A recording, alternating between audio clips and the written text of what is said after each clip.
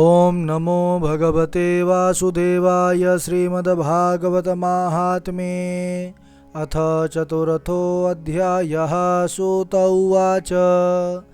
अथ वैष्णवचित्तेषु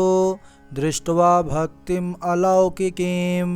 निजलोकं परित्यज्य भगवान् भक्तवत्सलः वनमाली घनश्यामः पीतवासा मनोहरः काञ्चीकलापरुचिरोल्लसन्मुकुटकुण्डलः त्रिभङ्गललितश्चारु कौस्तुभेन विराजितः कोटिमन्मथलावण्यो हरिचन्दनचर्चितः परमानन्दचिन्मूर्तिर्मधुरो मुरलीधरः आविवेश स्वभक्तानां हृदयान्यमलानि च वैकुण्ठवासिनो ये च वैष्णवा उद्धवादयः तत्कथाश्रवणार्थं ते गूढरूपेण संस्थिताः। तदा जय जया रावो रसपुष्टिरलौकिके चूर्णप्रसूनवृष्टिश्च मुहुशङ्खरवोऽप्यभूत् तत्सभा संस्थितानां च देहगेहात्मविस्मृतिः दृष्ट्वा च तन्मयावस्थां नारदो वाक्यमब्रवीत् अलौकिकोऽयं महिमा मुनीश्वराः सप्ताहजन्योऽद्य विलोकितो मया मूढाः शठा ये पशुपक्षिणोऽत्र सर्वेऽपि निष्पापतमा भवन्ति अतो नृलोके ननु नास्ति किञ्चित् चित्तस्य शोधाय कलौ पवित्रम् अगौघविध्वंसकरं तथैव कथासमानं भुवि नास्ति चान्यत् के विशुध्यन्ति वदन्तु मह्यं सप्ताहयज्ञेन कथामयेन कृपालुभिर्लोकहितं विचार्य प्रकाशितः कोऽपि नवेन मार्गः। कुमारा ऊचुः ये मानवाः पापकृतस्तु सर्वदा सदा दुराचाररता विमार्गगाः क्रोधाग्निदग्धाः कुटिलाश्च कामिनः सप्ताहयज्ञेन कलौ पुनन्ति ते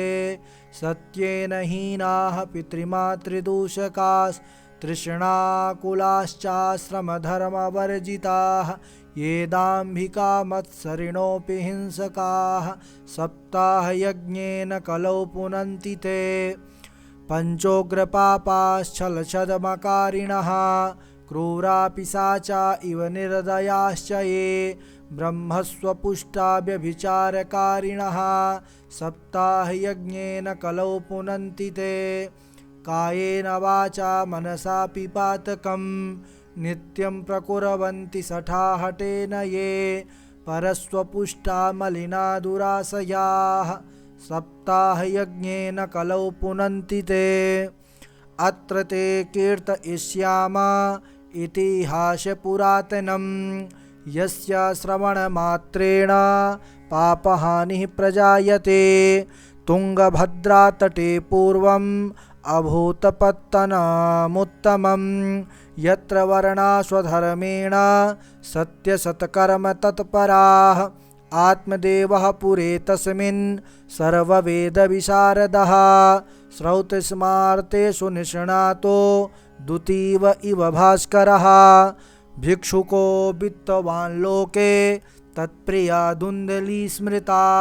स्ववाक्स्थापिका नित्यं सुन्दरी सुकुलोद्भवा लोकवार्ता रता क्रूरा प्रायशो बहुजल्पिला शूरा च गृहकृत्येषु कृपणा कलहप्रिया एवं निवसतोः प्रेम्णा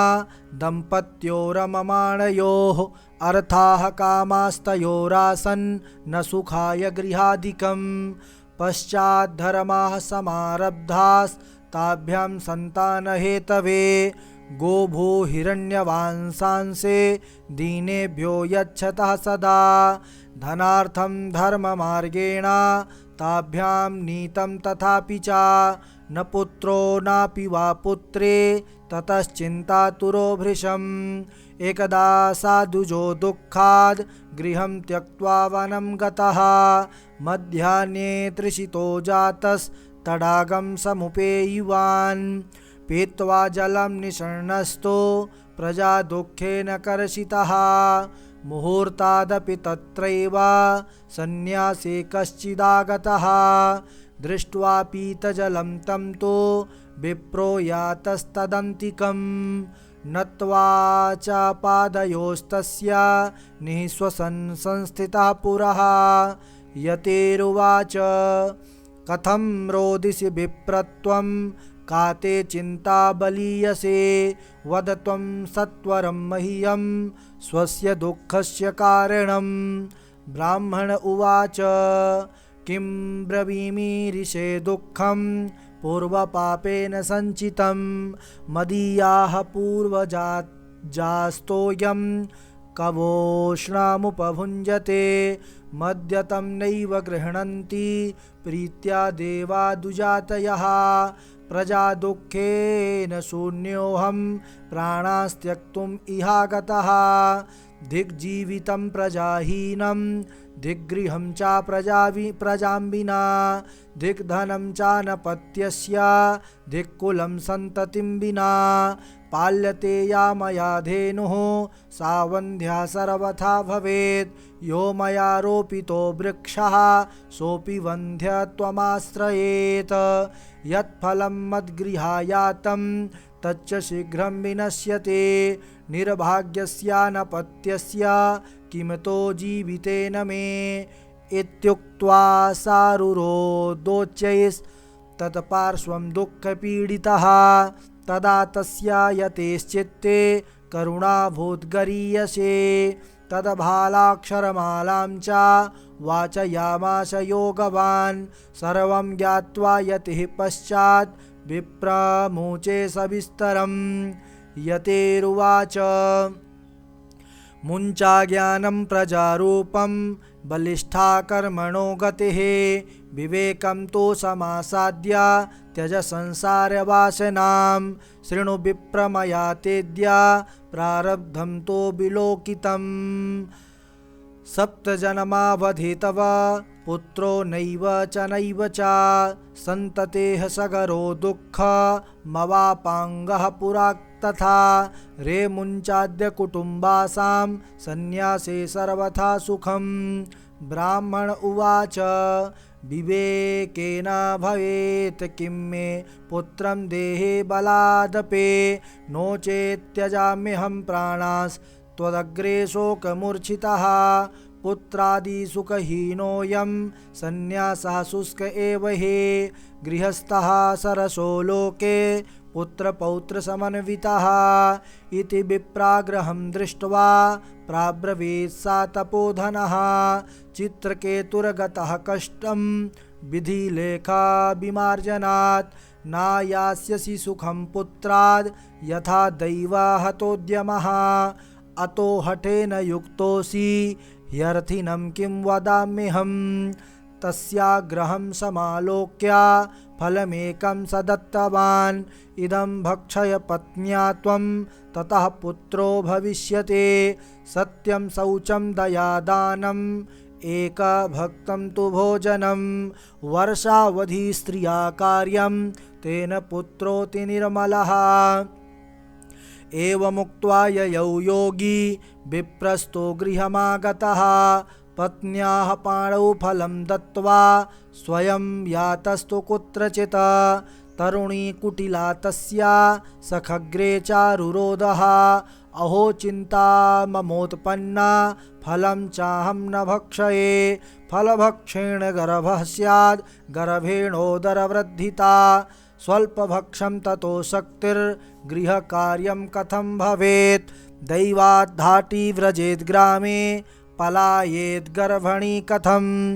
सुखवन्निवसेद् गर्भस्तं कुक्षे कथमुत्सृजेत् तिर्यक चेदागतो गर्भस्तदा मे मरणं भवेत् प्रसूतौ दारुणं दुःखं सुकुमारी कथं सहे मन्दायां मयि सर्वस्वं ननान्दा संहरेत्तदा सत्यशौचादिनियमो दुराराध्य सदृश्यते लालने पालने दुःखं प्रसूतायाश्च वर्तते वन्ध्या वा विधवा नारी सुखनी चेति मे मतिः एवं कुतर्कयोगेन तत्फलं नैव भक्षितम् पत्या पृष्टं फलं भुक्त्वं चेति तयेरितम् एकदा भगिनी तस्यास्तद्गृहं स्वेच्छया गता तदग्रे कथितं सर्वं चिन्तेयं महती मे दुर्बला तेन दुःखेन ह्यनुजे करवाणि किं साब्रवीन् मम गर्भोऽस्ति तं दास्यामि प्रसूतितः तावत् कालं स गर्भे वा गुप्ता तिष्ठा गृहे सुखं वित्तं त्वं मत्पतिर्यक्ष स ते दास्यति बालकं षाण्मासिको मृतो बाला इति लोको वदिष्यते तं बालं पोषयिष्यामि नित्यमागत्य ते गृहे फलमर्पयधेन वै त्वं परीक्षार्थं तु साम्प्रतं तत्तदाचरितं सर्वं तथैव स्त्रीस्वभावतः अथ कालेन सा नारी प्रसूता बालकं तदा आनीय जनको बालं रहस्ये धुन्दलीं ददौ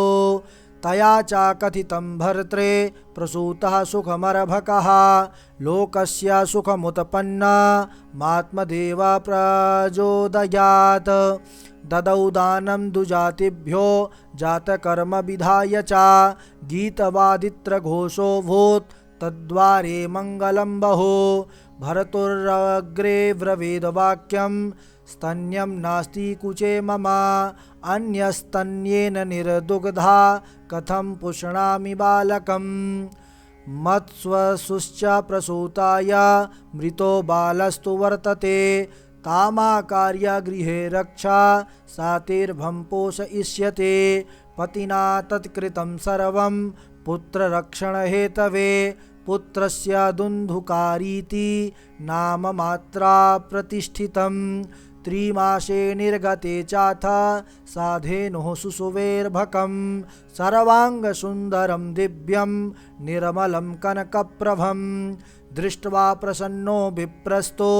संस्कारान् स्वयमादधे मत्वाश्चर्यजनाः सर्वे दिदृक्षार्थं समागताः भाग्योदयोऽधुना जाता आत्मदेवस्य पश्यता धेनवा बालः प्रसूतस्तु देवरूपीति कौतुकं नाज्ञातं तद्रहस्यं तु केनापि विधियो गतः गोकर्णं तं सुतं दृष्ट्वा गोकर्णं नाम चाकरोत् कियत्कालेन तौ जातौ तरुणौ तनया बुभौ गोकर्णः पण्डितो ज्ञानी धुन्धकारे महाखलः स्नानशौचक्रियाहीनो दुर्भक्षे क्रोधवर्धितः दुष्परिग्रहकर्ता च स्वहस्तेन भोजनम् चौरः सर्वजनद्वेषे परवेश्म प्रदीपकः लालनायार्भकान् धृत्वा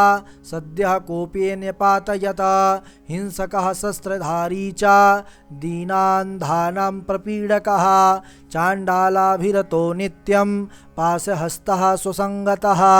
तेन वेश्याकुशङ्गेन पिर्त्यं वित्तं तु नाशितम्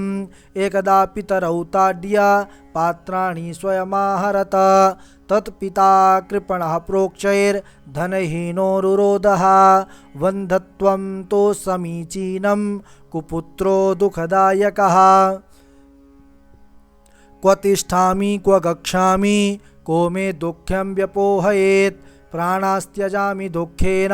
हा कष्टं मम संस्थितं तदानीं तु समागत्य गोकर्णो ज्ञानसंयुतः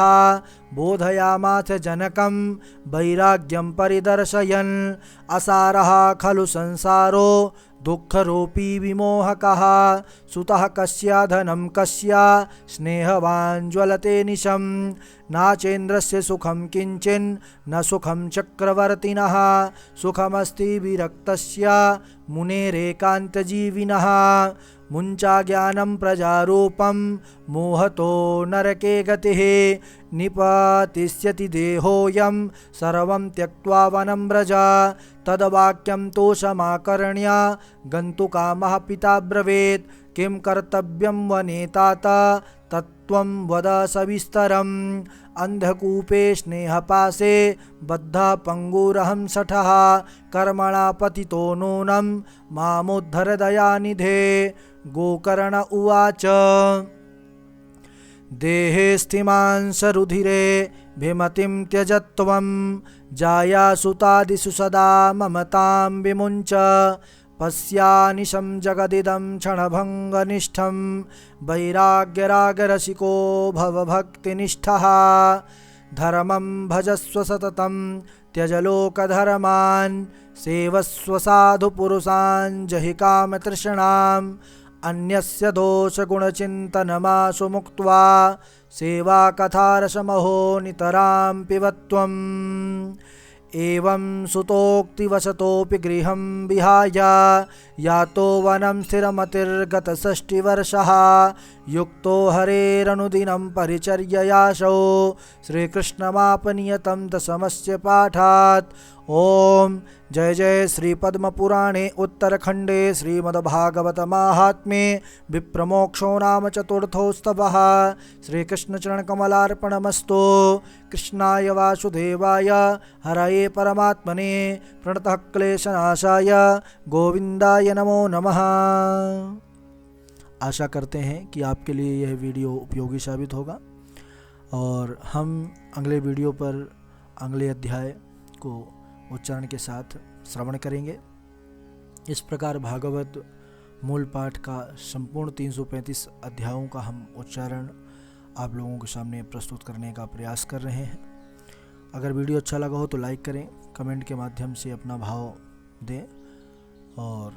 इस चैनल को सब्सक्राइब कर लें कि अगला जो भी ज्ञानवर्धक वीडियो अपलोड किया जाए आप तक सबसे पहले प्राप्त हो। मिलते हैं अगले वीडियो पर किसी नई जानकारी के साथ। तब तक के लिए जय श्री राधे, जय श्री कृष्ण। आनंद से रहिए, अध्ययन करते रहिए।